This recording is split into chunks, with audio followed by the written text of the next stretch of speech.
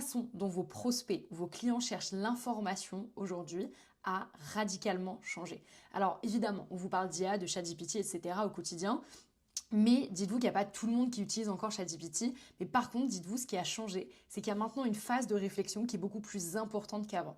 Et c'est tout de même hyper important de justement prendre ce pas de la modernité en tant que CEO, PDG, fondateur, et justement d'être au courant de ce qui se passe sur ces enjeux marketing-là. Alors aujourd'hui, je vais passer en revue 3 stratégies de marketing digital prouvées qui aident nos clients, qu'on met en place vraiment sur tout secteur confondu en ce moment même. Et c'est des stratégies qui aident justement nos clients à générer plus de leads et de ventes grâce à l'IA. Ok, on va commencer avec un exemple vraiment concret. Je suis sur ChatGPT et je pose tout simplement cette question-là, qui est vraiment lambda, qui est basique, que tout le monde pourrait se poser, en tout cas dans le B2B. Si vous avez une entreprise, je ne sais pas quel logiciel choisir pour ma facturation d'entreprise. En tant qu'architecte, je peux me donner un guide comparatif des meilleures banques. Et donc là, il me donne le guide comparatif avec les points d'attention sur lesquels je dois faire très attention. Donc il va me parler de Conto, de Shine, de Finum et de Blanc, qui sont régulièrement cités comme les meilleurs comptes pro en ligne sur 2025.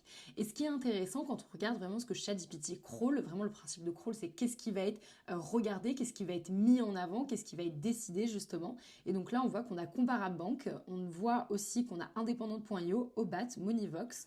Et quand on regarde aussi, là encore, on a encore Moneyvox, on a encore Obat, on a encore Facture. Et donc en fait, là, ce qui est intéressant sur ces 3 premiers liens-là ici, et même encore sur les autres, vous voyez encore Axonote, c'est qu'on a vraiment en fait, des sites qui font office de référence pour ChatGPT à tel point qu'il va les mettre en avant pour parler justement des guides comparatifs pour les banques. Et donc ça, c'est vraiment une data qui est hyper intéressante. Vous voyez, là encore, on a indépendante.io aussi. Ça, c'est très intéressant. Ça veut dire qu'en fait, c'est pas les banques qui vont, enfin, c'est pas les sites officiels des banques qui vont ressortir, mais ça va être d'autres sites qui parlent des banques. Et ça veut dire que ChatGPT comprend que ces sites-là sont suffisamment importants et qui font suffisamment office d'autorité pour pouvoir parler de banques très importantes. Et donc là, on le voit vraiment de manière très concrète. J'ai demandé aussi du coup, donne-moi les sources. Et donc là, on voit les sources importantes.